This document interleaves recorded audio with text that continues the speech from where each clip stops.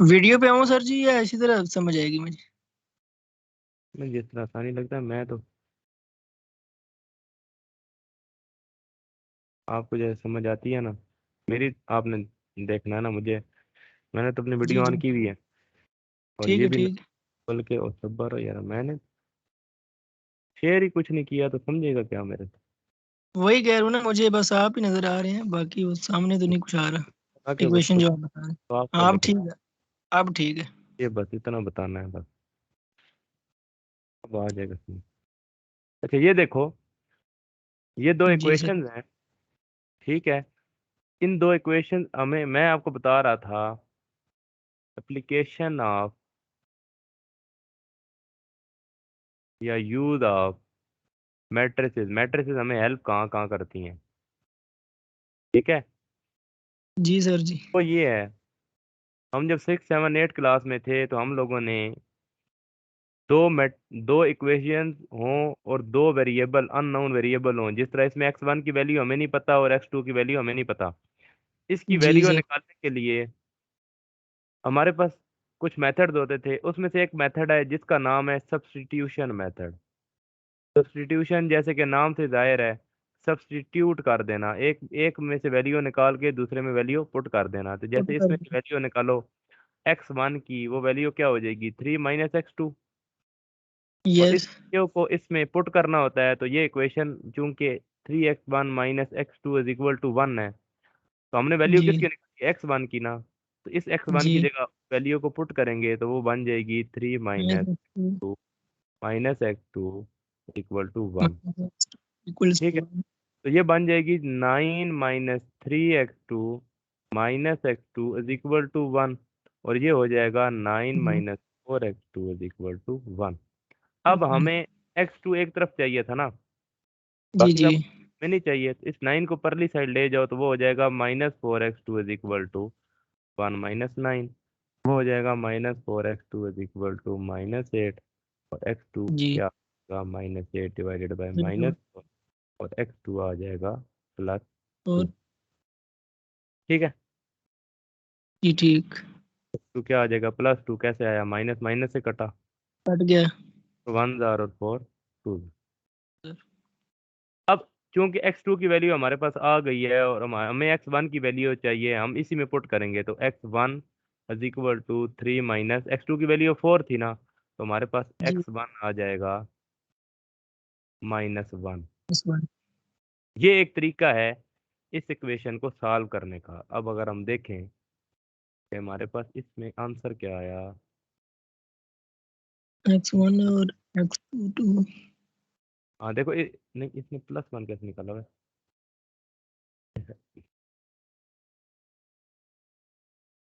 +1 और +2 निकाला हुआ है, मैं गलत क्यों मान, वो हाँ मैं पता नहीं 4 किस खुशी में वोट कर रहा हूँ, ये 4 नहीं है, ये 2 है,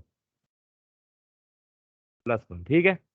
इसका मतलब है x1 की वैल्यू हमारे पास आई है 1 और x2 की वैल्यू हमारे पास आई है 2, ये देख लो x2 ये, ठीक। ठीक है। मैंने ठीक इसका है आंसर सर। निकाल लिया ना। ये जो मैंने आंसर निकाला है ना, ये मैंने एक मेथड इस्तेमाल किया है जिसका नाम है सब्स्टिट्यूशन क्वेश्चन। मेथड। अच्छा कई दफा, अच्छा क्या ये कोई और भी तरीका है इसके मेथड को इस्तेमाल, इस आंसर को निकालने का? मैट्रिसेस हमें हेल्प करती हैं, ये देखो ये तरीका है मैट्रिसेस का, वो मैं बताता हूँ क्या तरीका है। इस तरीके के साथ हम जब आंसर निकालते हैं तो ये देखो इसने भी आंसर निकाला हुआ है, ये देखा है 1 2, जी जी। ये देखो इसने आंसर, इसने भी वही निकाला हुआ है जो मैंने निकाला। तो इस तरीके को करने का नाम जो है ना, इस इसमें मैट्रिक्स बाय यूजिंग मैट्रिक्स दो मेथड होते हैं। एक मेथड होता है matrix inversion method, matrix inversion method, और एक मेथड होता है क्रैमर रूल, क्रैमर। दो मेथड है टोटल तुम्हारे कोर्स में मैट्रिक्स से रिलेटेड, ठीक है।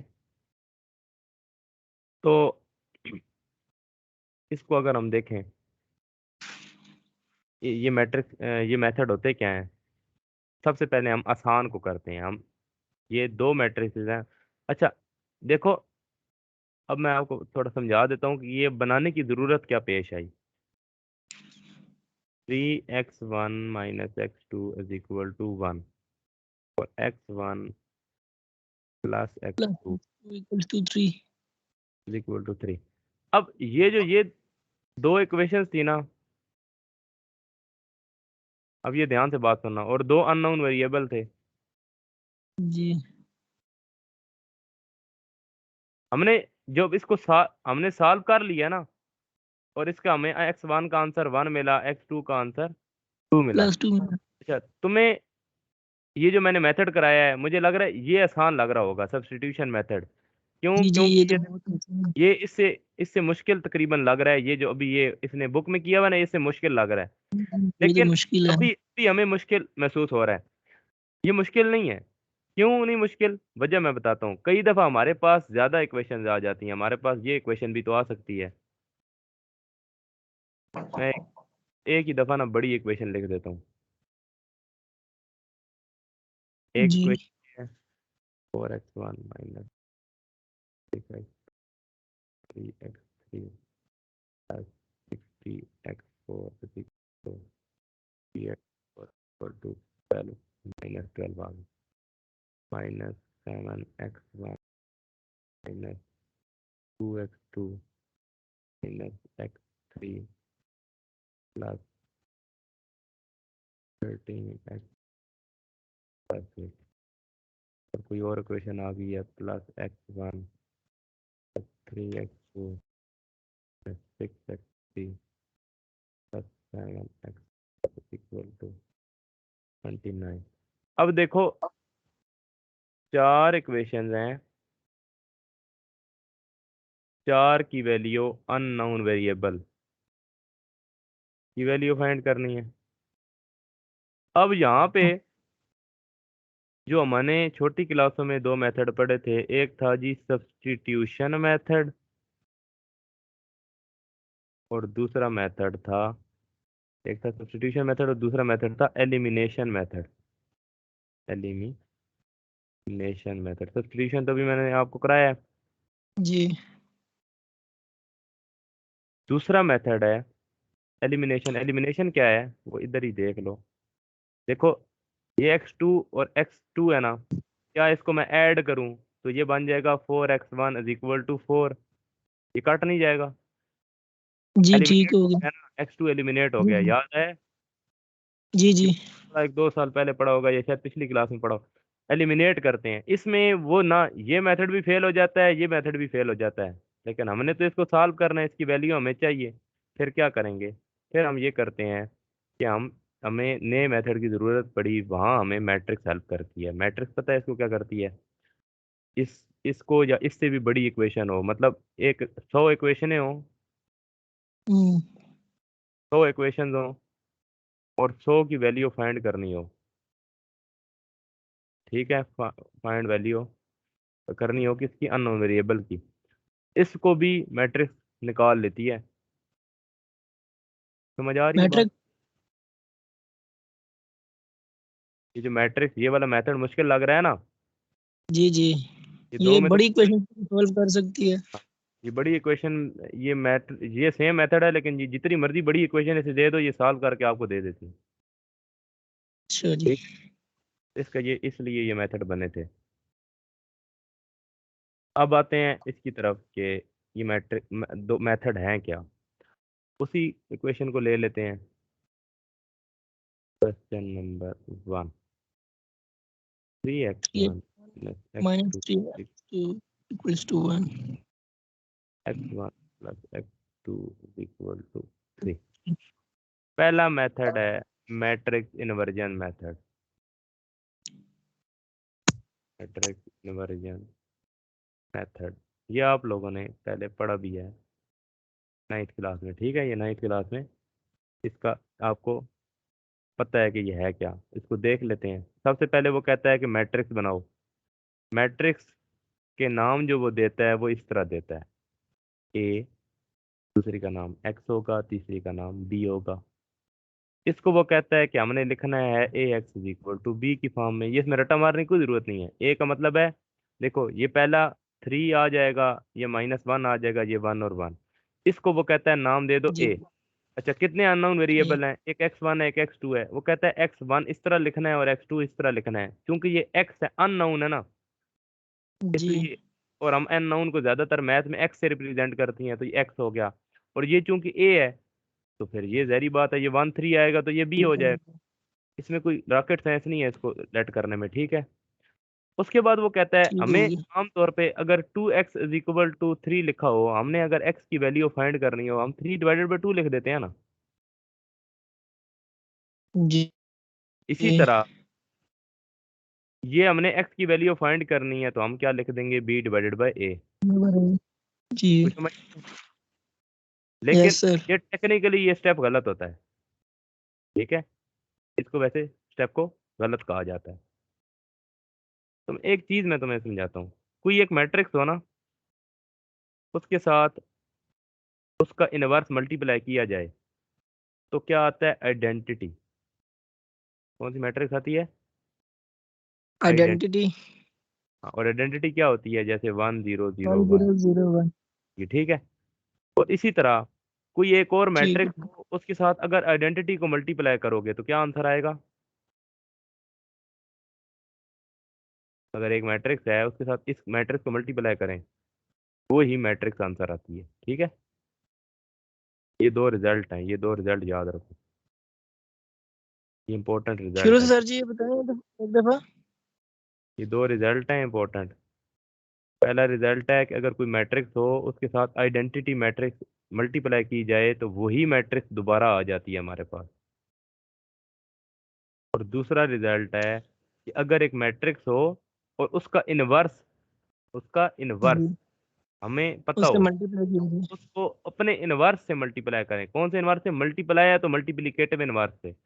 उसका जो आंसर है ना, वो आइडेंटिटी आएगी, ठीक है? ठीक हो। ठीक इसको हो मैं गया। समझाता हूँ, इसको मैंने बल्कि समझाया भी था पहले पिछले लेक्चर में, और उसको रिवाइज करना। अच्छा, इसको देखो, ये A x is equal to B लिखा हुआ है ना। अगर मैं इसके लेफ्ट साइड पे जी। ए इनवर्स मल्टीप्लाई करूं, तो मुझे इसके भी लेफ्ट साइड पे ए इनवर्स मल्टीप्लाई करना पड़ेगा। ये लेफ्ट साइड पे इसलिए किया है कि राइट साइड पे जी। कर साइड पे इधर इधर लिखा जाता है ए इनवर्स, ठीक है? क्योंकि ये लेफ्ट साइड पे ए लिखा है ना, इसको लेफ्ट साइड से ए इनवर्स को मल्टीप्लाई करूंगा, तो ये इन दोनों का क्या आंसर आएगा, आइडेंटिटी मैट्रिक्स। जी। जी। ध्यान से देखना इसको, कईयों को समझ भी नहीं आती ये क्या लिख रहे हैं। ये अगर ये समझ आ गई है ना, हमने इस ए को वहां परली साइड लेके जाना है, मैं यहाँ लिख भी देता हूँ। बेसिकली मैं ये आपको बता रहा था कि इसको मैं ऐसे लिख सकते हैं, लेकिन मैंने कहा कि ये मेथड गलत है, ये तरीका नहीं होता। मैथमेटिकली ये चीज़ गलत है। इसको मैथमेटिकली प्रूव करने के लिए कि इसका क्या मतलब है, हम मैट्रिक्स को नीचे नहीं लेके, इसका मतलब देखो इसको, ये देखो, इधर देखो, ये लिखा हुआ है ना। क्या मैं इस मैट्रिक्स को इसके नीचे डिवाइड कर सकता हूँ? कभी दो मैट्रिक्स डिवाइड होती हुई देखी है? मैट्रिक्स दो मैट्रिक्स नहीं। डिवाइड, इसी वजह से हम इसको नहीं लिख सकते, ये वजह है इसकी। क्योंकि डिवाइड हो जाएगी ना, दो मैट्रिक्स को डिवाइड नहीं कर सकते, तो फिर क्या करें? फिर कर ये सकते करेंगे हैं। इसको, फिर इसको खत्म करना है। इसको खत्म कैसे करेंगे? ओ भाई, इसका इनवर्स आएगा तो खत्म हो जाएगी। ये कैसे खत्म होगी? एक मैट्रिक्स है, उसके साथ इसका इनवर्स है, वो जो मल्टीप्लाई करते हैं तो आइडेंटिटी मैट्रिक्स आती है। आइडेंटिटी का मतलब ये 1 0 0 1।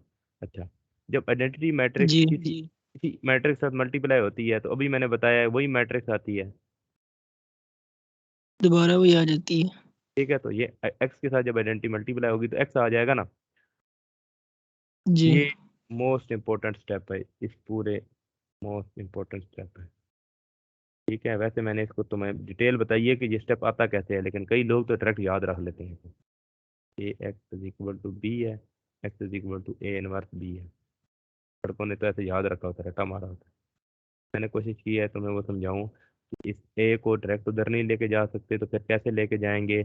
इसको दोनों तरफ क्या मल्टीप्लाई करेंगे, इसका इनवर्स। जब इसका इनवर्स मल्टीप्लाई, यूनिवर्स।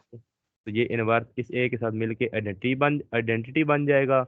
और ये इनवर्स कुछ भी नहीं होगा इसके साथ, ये ए इनवर्स ही रहेगा, ठीक है? तो जी। ये फिर आइडेंटिटी जब एक्स के साथ मल्टीप्लाई होती है किसी भी मैट्रिक्स के साथ, ये मैट्रिक्स ही है ना, तो वही मैट्रिक्स दोबारा आती है।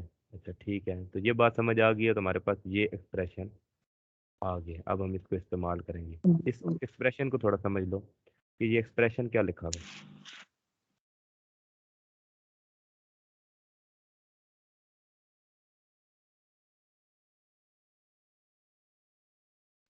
इस एक्सप्रेशन को अगर हम समझें, समझने की कोशिश करें, तो ये क्या लिखा हुआ है, वो ये लिखा हुआ है कि x is equal to A inverse B. अच्छा गौर करो, तो हमारे पास x तो फाइंड करना है ना, चलो ये इसकी तो हमें ज़रूरत भी कोई नहीं है, बी है हमारे पास, ये देखो 1 3 लिखा हुआ है ना,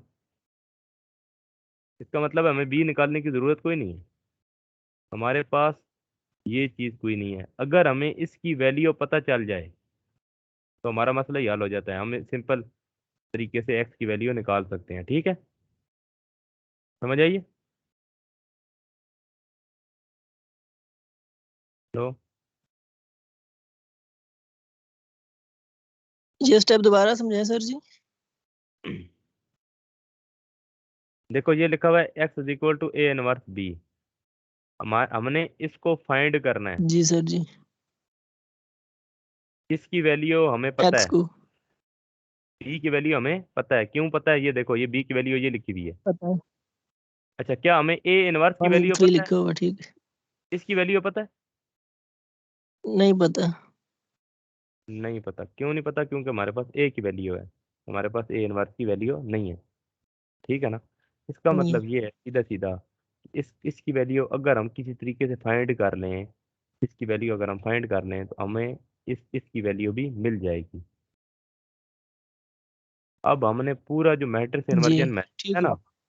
तो मैट्रिक्स इन्वर्जन मेथड में मोस्ट इंपॉर्टेंट की सिर्फ ए इनवर्स की वैल्यू को फाइंड ही करना होता है, और हमें ए इनवर्स की वैल्यू का फार्मूला पता होना चाहिए, वो होता है एडजॉइंट ऑफ ए ओवर और ए डिटर्मिनेंट। अच्छा हमारे पास ए क्या है, इसको ज़रा दोबारा लिख लेते हैं, 3 - 1 1 1। 3 - 1 1। ए का डिटर्मिनेंट पहले लेते हैं, तो सबसे पहले तेजियां नहीं दिखानी, इसको इस सीधी लाइनों में लिखना है। ठीक है, डिटर्मिनेंट पहले डिटर्मिनेंट की ठीक है। फॉर्म में लिखना है, फिर सॉल्व फाइंड करना है। कर। और डिटर्मिनेंट को फाइंड करने का पर एक दफ़ा बताता हूँ, याद आ जाएगा। इसको मल्टीप्लाई करते हैं, मतलब 3 × 1, मल्टीप्लीकेशन। और फिर इसको भी मल्टीप्लाई करते हैं 1 × पहले इसको मल्टीप्लाई करना है, फिर 1 × ये भी है इसका इसका ना क्या कहते हैं, पैटर्न भी याद रखना है, करेक्ट ऑर्डर भी। पहले इस डायगोनल को मल्टीप्लाई करना है, मतलब ये फर्स्ट को 3 × 1 को, फिर दूसरे को मल्टीप्लाई करना है, और उसके बाद दरमियान में ठीक है। माइनस लगा देना है। तो माइनस ए मॉड की वैल्यू आ जाएगी 3 - प्लस 1 × प्लस 1 वन 1, और ए मॉड की वैल्यू आ जाएगी 4। अच्छा और इधर एक चीज इंपॉर्टेंट है, ए मॉड की वैल्यू 0 नहीं आनी चाहिए। ठीक है, ठीक और हो चूंकि गया। ये 0 ठीक हो नहीं है, गया। अगर 0 आ जाए क्वेश्चन यहाँ ही खत्म हो जाता है बस। ठीक है, क्वेश्चन यहाँ पे स्टॉप हो ठीक हो जाता गया। है। खत्म हो अगर 0 जाता है। ना आए हम आगे प्रोसीड करते हैं। अब 0 तो नहीं आया, इसका मतलब है A is non singular, non SINGULAR, non singular. अगर ए का मॉड का आंसर 0 आ जाए उसे हम कहते हैं कि ये सिंगुलर। सिंगुलर। उसकी क्या वजह है, आंसर क्यों नहीं आता, दोबारा थोड़ा सा रिवाइज करते हैं। हमारे पास adjoint of A over A mod होता है ना, अगर हम ए मॉड की जी जगह 0 पुट कर दें तो हमारे पास आंसर नहीं आता, हमारे पास आंसर इन्फिनिटी आ जाता है। इन्फिनिटी। ठीक है, ये वजह है कि हम आगे सॉल्व नहीं कर सकते। सिंपल, इसको 0 नहीं होना चाहिए। देखो 0 नहीं है, जो कुछ भी है बस, ठीक 0 है तो सर। नहीं है ना। चलो ये अच्छी बात है। दोबारा हम ए को लिखेंगे, ए है 3 - 1 1। अच्छा हमने अब लेना है एडजॉइंट ऑफ ए, तो पहले एडजॉइंट को मल्टीप्लाई कर देंगे दोनों साइडों के साथ। एडजॉइंट को लेने का भी तरीका होता है, वो क्या होता है, वो ये होता है कि इस वाले कॉलम की जगह चेंज कर दो, और और दूसरे के साइन।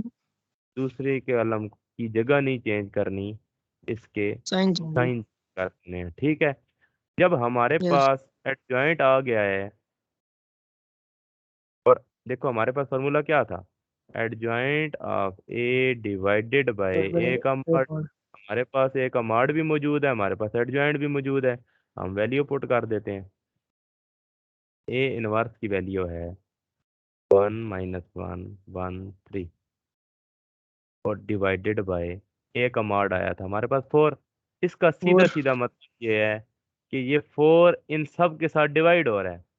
1 डिवाइडेड बाय जी 4, 1 divided by 4, -1 divided by 4, 3 divided by 4।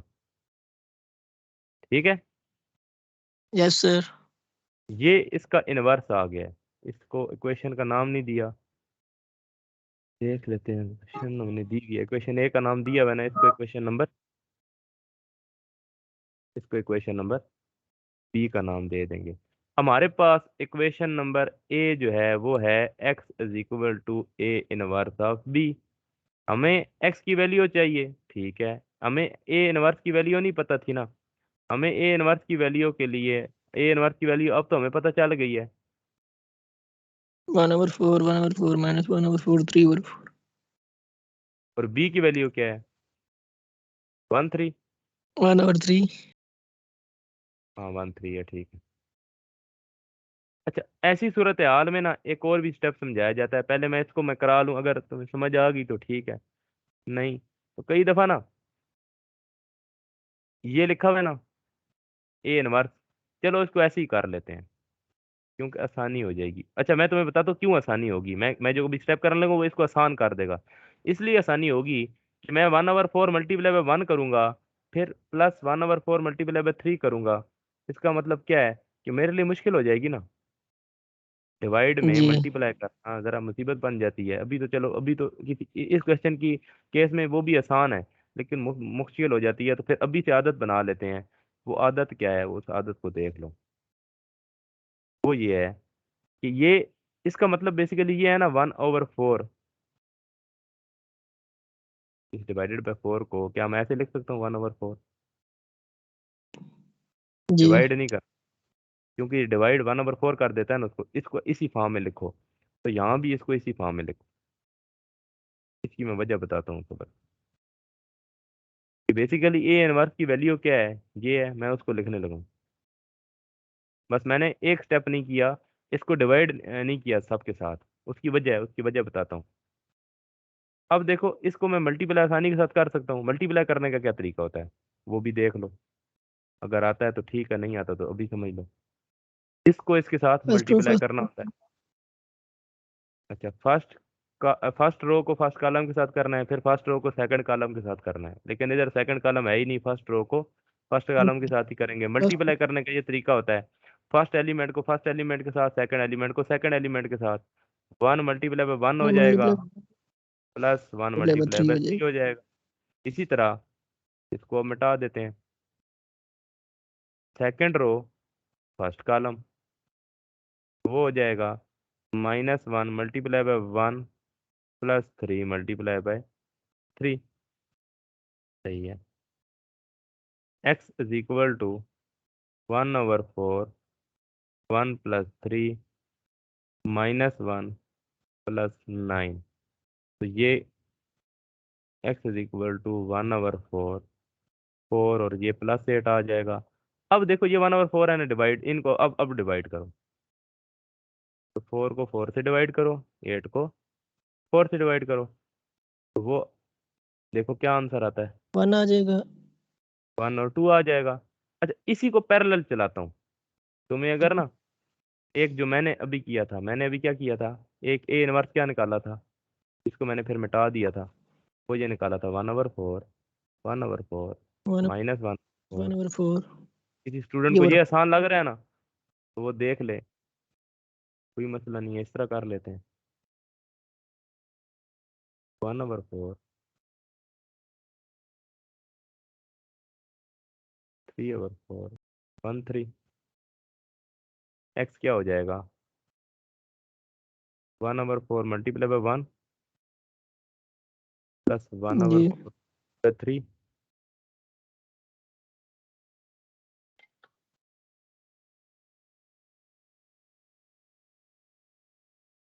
ये क्या होगा, माइनस ये और ये मल्टीप्लाई होंगे ना, तो -1/4 multiply by 1 plus 3/4 multiply by 3। अच्छा, ये देखो 1/4 मल्टीप्लाई बाय 1 क्या होता है 1/4 प्लस 1/4 जी मल्टीप्लाई बाय 3 क्या होता है 3/4 और ये क्या होगा -1/4 प्लस माइनस 9/4। 4। इसमें ये है ना एलसीएम इन्वॉल्व हो जाता है और अगर लेकिन जिस बंदे को आता है तो वो कर लेता है जिसको नहीं आता चांस ज्यादा होता है यहाँ एरर का इसलिए अवॉइड करते हैं इसको।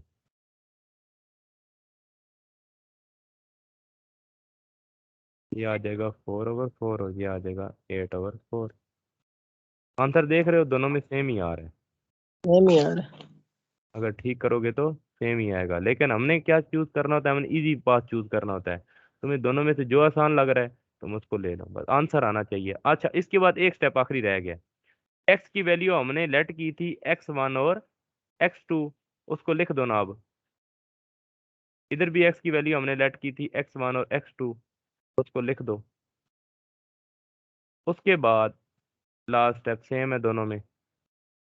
हमें पता है x1 के सामने 1 लिखा हुआ है और x2 के सामने 2 लिखा हुआ है। इसे कहते हैं मैट्रिक्स इन्वर्जन मेथड के जरिए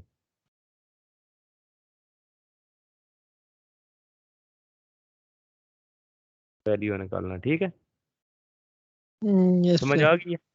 हाँ तो इसे कहते हैं मैट्रिक्स इन्वर्जन। ठीक है ना ये होता है मैट्रिक्स इन्वर्जन मेथड। ये मैं साथ रिकॉर्डिंग भी कर रहा हूँ तो इसको एक दफ़ा दोबारा देख लेना। फर्क सिर्फ ये है इसको दोबारा समझाना पड़ेगा। उसकी वजह ये है कि ये था 2x2 या इस तरह की मैट्रिक्स का ABCD जिसमें 4 एलिमेंट हैं। लेकिन इनवर्स इसका भी तो हो सकता है। अगर ये तुम्हारे पास ये हो 1 2 3 4 5 6 7 8 9 फार्मूला तो चलो ठीक है सेम है लेकिन एडजॉइंट लेने का डिफरेंट तरीका है और इस ए मॉड लेने का भी ए का डिटर्मिनेंट डिफरेंट। लेने का भी डिफरेंट तरीका है। ठीक है उस तरीके को समझने का नाम ही चैप्टर नंबर 3 है। चैप्टर नंबर 3 पूरा इस पे बेस कर रहा है। चैप्टर नंबर 3 है ही ये 3x3 मैट्रिक्स का डिटर्मिनेंट लेने का नाम। इसलिए ये जी सर। चैप्टर इंक्लूड है। इसकी जो बेसिक फॉर्म है वो आप लोग पढ़ चुके हो। वैसे पहले नहीं थी कोर्स में इंक्लूड अभी इन कोर्स में इंक्लूड है। पहले 9th क्लास की बुक में मैट्रिक्स का टॉपिक नहीं था मैट्रिक्स का चैप्टर नहीं था। लेकिन अभी चूंकि है तो आप लोगों को थोड़ी सी नो हो है कि मैट्रिक्स होती क्या है उसको प्लस कैसे करते हैं माइनस कैसे करते हैं मल्टीप्लाई कैसे करते हैं तो वो थोड़ा आपको हेल्प करती है। ठीक है यस सर। अब इसको देखो ना हमने ये किया साल तो ये आ गया। तो ये देखो ये क्वेश्चन यहाँ ही देख लो। ये क्वेश्चन है ये 1 ये 2 ये 2 ये 4। ये देखो ये ए आ जाएगा ना ए क्या आ गया 1 × 4 4 -2 × 2 देखो 1 × 4 440। -2 × 2 तो देखो इसने क्योंकि जीरो आंसर आ गया तो उसने कह दिया डायरेक्ट ये does not universe exist. Does not exist की वजह बताई है पहले भी वजह ये जीरो आ गया तो वो दुनिया में एग्जिस्ट ही नहीं करता इसलिए does not which is impossible. इसको हम क्या लिखेंगे this system has no solution. समझ यस। आ गई है? बस इसको जी सर। इतना याद अभी इतना ही याद रखो। इस एक्सरसाइज 3.1 को देखें तो ये आसान है क्यों क्योंकि 4 को मैंने मल्टीप्लाई करना है ए के साथ और ए की निशानी ये होती है कि जब ए के साथ मल्टीप्लाई करते हैं तो 4 इन सब के साथ मल्टीप्लाई होता है ऐसे ही है ना 4 इन सब के साथ मल्टीप्लाई होगा ना। जी जी ठीक हो गया। और 3 मेरे भी कोई मल्टीप्लाई छोड़ होगा।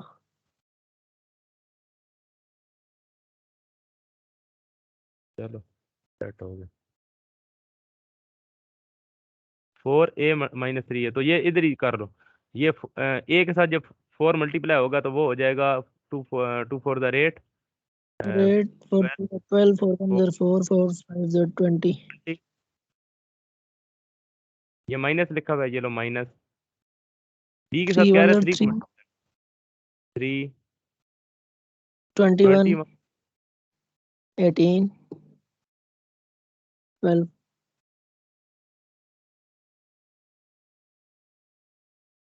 ठीक ही है। अच्छा गलत की पता क्यों गलत की नो सर जी। हमने इसको मल्टीप्लाई कर दी। उसने कहा है 4a के साथ मैंने भी a के साथ 4 को मल्टीप्लाई करो, इसको माइनस मल्टीप्लाई। 3 यही है। मैं भी बी कर रहा हूँ। तो क्या करना है, a के साथ मल्टीप्लाई करना है। तो 3 इधर 6, 9, 9 3 3, 10। 15। इसका आंसर क्या आ जाएगा? इसका आंसर आएगा 8 माइनस 6 2, 4 12 माइनस माइनस 1 9 12 माइनस 9 3 और 20 माइनस 15 5। तो और करो तो 315। ये पूरी ए मैट्रिक्स है। इसका मतलब है इसकी जगह मैं ए लिख सकता हूँ। इसकी जगह मैं जी। ए लिख सकता ए हूँ। जब मैं इसकी जगह ए लिख सकता हूँ, इसका मतलब है कि वो प्रूफ हो गया। ठीक है ना? अब आते हैं ये भी इसी तरह हो जाएगी। लेफ्ट हैंड साइड इसको सॉल्व करोगे और इस तरह राइट हैंड साइड को सॉल्व करोगे तो ये क्वेश्चन हो जाए। बोला जाएगी। ठीक है सर जी। ठीक है। उसके बाद आते हैं इस क्वेश्चन पे। इस क्वेश्चन को ना यहाँ से उठा लेके उधर साइड पे ले जाते हैं, फिर इसको सॉल्व करते हैं।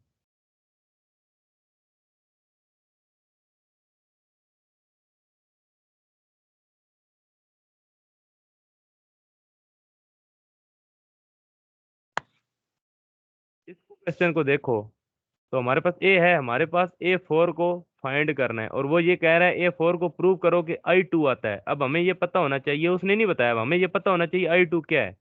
I2 बेसिकली आइडेंटिटी मैट्रिक्स होती है। Identity two cross two determinant का। है और उसका ऑर्डर क्या होता है 2। और आइडेंटिटी मैट्रिक्स क्या होती है 1 0 0 1। 0 0 1। 2 क्रॉस 2 का मतलब है कि उसका उसके रो भी 2 होनी चाहिए और ऑर्डर 2 का कॉलम भी मतलब है दोनों। कि उसका ऑर्डर 2 का मतलब ये है कि उसके रो और कॉलम 2 होना चाहिए। और रो और कॉलम अगर दो हों तो आइडेंटिटी मैट्रिक्स तुम्हें याद होनी चाहिए, वो होती है 1 0 0 1। वो कहता है कि अगर ए की पावर 4 लो ना, वो आइडेंटिटी मैट्रिक्स जी। आती है। लेकिन हम मैट्रिक्स में पावर नहीं ले सकते। मैट्रिक्स में पावर लेने का असूल ये होता है, A4 को हम ऐसे लिख सकते हैं A2 मल्टीप्लाई बाई A2। ठीक है, यस सर। ऐसे लिख। लेकिन हम स्क्वायर भी तो नहीं ले सकते। इसको इक्वेशन नंबर पावर 1 करते हैं। A2 का मतलब क्या है, ए मल्टीप्लाई बाई ए। मतलब एक मैट्रिक्स को अपने साथ मल्टीप्लाई करें तो हम स्क्वायर तक पहुंच जाएंगे। ए स्क्वायर यस। ही पहले iota 0 0 0 minus minus iota multiply iota 0 1 minus iota. अच्छा, ए का स्क्वायर क्या होता है? इसको इससे मल्टीप्लाई करना है, हो जाएगा आयोटा स्क्वायर। इसको इससे मल्टीप्लाई करना है प्लस 0। ये देखते रहो साथ साथ, कहीं तुम्हें अगर जी। मसला नहीं है ना। इधर देखो, फर्स्ट रो सेकंड कॉलम के साथ मल्टीप्लाई करेंगे तो यहाँ पे इसका आंसर आएगा। पहले को पहले के साथ 0 आ जाएगा और फिर प्लस या जीरो के माइनस साथ 0। आ जाएगा आयोटा। ठीक हो गया। और तो खत्म कर देते हैं। अब हमने अब करना है इसको सेकंड इसके साथ मल्टीप्लाई। तो पहला पहले के साथ सेकंड के मल्टीप्लाई होता है साथ 1 मल्टीप्लाई बाय आयोटा आयोटा। होता है और माइनस आयोटा मल्टीप्लाई बाय 1 होता है माइनस आयोटा। उसके बाद हमने सेकंड रो को सेकंड कॉलम के साथ मल्टीप्लाई करना है, उसका आंसर यहाँ आएगा।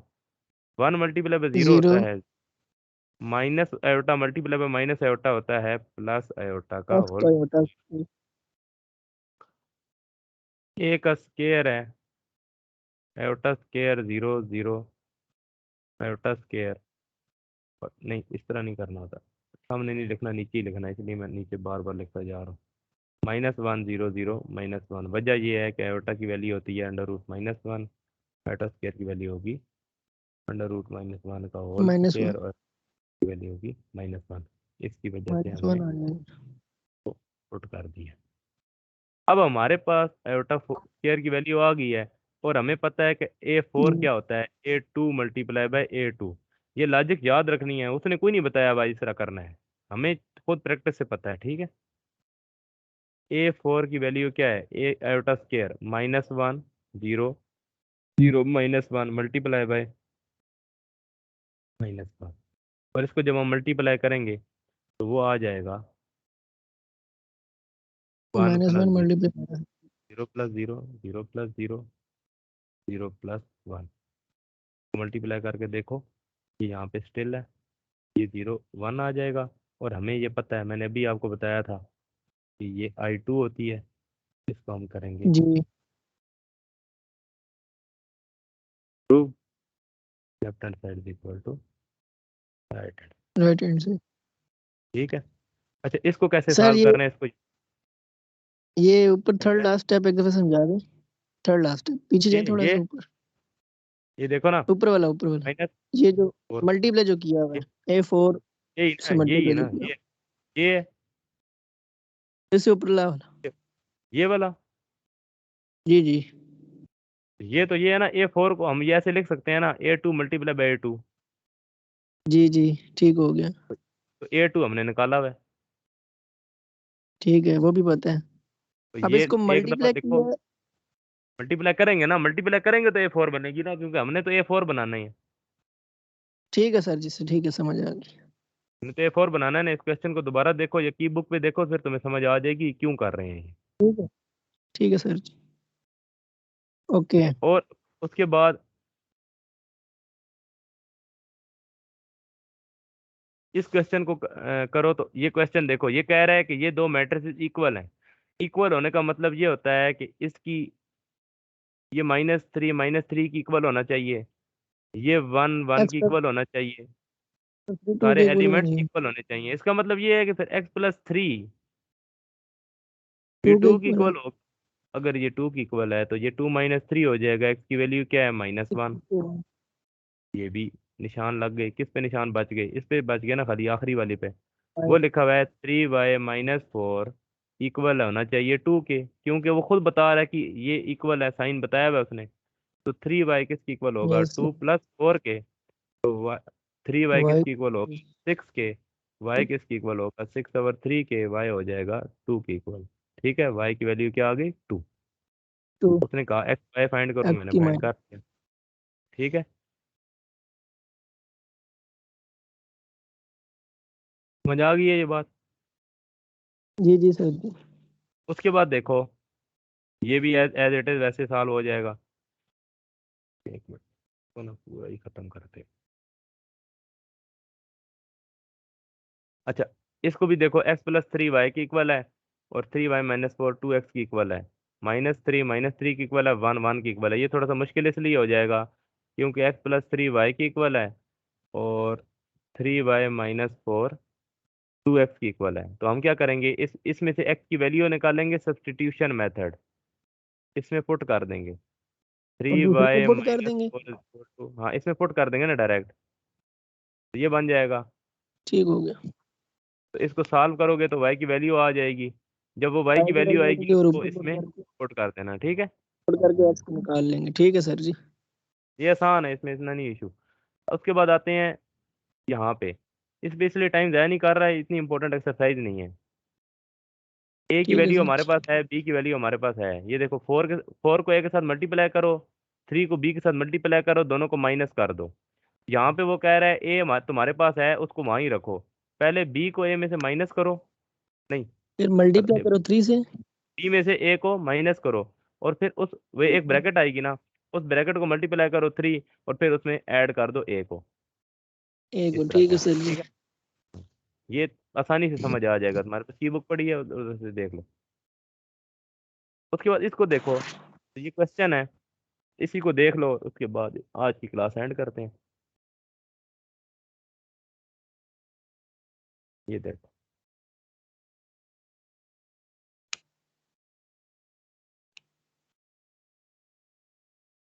इस क्वेश्चन को अगर हम वो सॉल्व करने पे बैठे, तो ये देखो, ये लिखा हुआ है 20x1y3 प्लस, इसको मल्टीप्लाई करो तो वो बन जाएगा 2 0 2x और 2y-2 इज इक्वल टू 4 1 -2 6 3 1। तो हमने सबसे पहले तो दो ब्रैकेट्स आनी चाहिए ना, इस साइड पे एक ब्रैकेट होनी चाहिए, जिस तरह राइट साइड पे एक ब्रैकेट है, तब हम कंपेयर कर सकते हैं। उस वजह से हम इसको प्लस करेंगे, तो वो आ जाएगा 2 + 2 0 + 2x x + 2y 1 + 0 y + 4 3 - 2 is equal to 4 1 - 2 6 3 1 4 1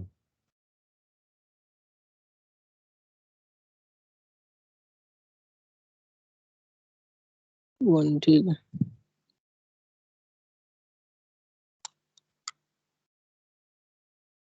अब अगर ये आ गया